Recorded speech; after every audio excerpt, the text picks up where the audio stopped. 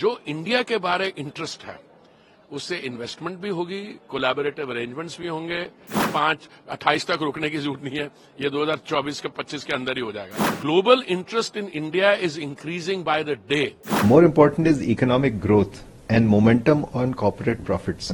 Indian companies and FICCI companies, a lot of them are in a good place. We are the 5th largest economy, $4 trillion में। We are the 4th largest stock market। आने वाले समय में मैं अभी Davos से आया हूं, 5 साल था डावोस, 5 दिन था डावोस में। जो इंडिया के बारे इंटरेस्ट है उससे इन्वेस्टमेंट भी होगी, कोलैबोरेटिव अरेंजमेंट्स भी होंगे, general all around development I am expecting.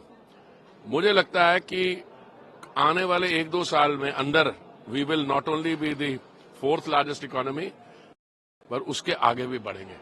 सो अभी हमारा $4 ट्रिलियन इकोनॉमी है।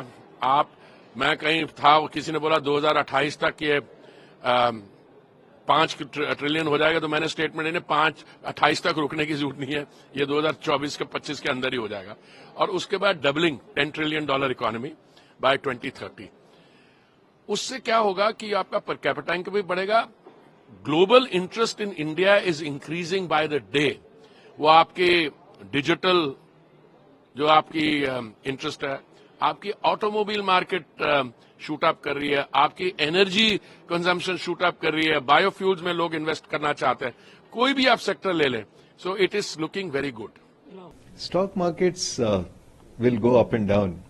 But more important is economic growth and momentum on corporate profits.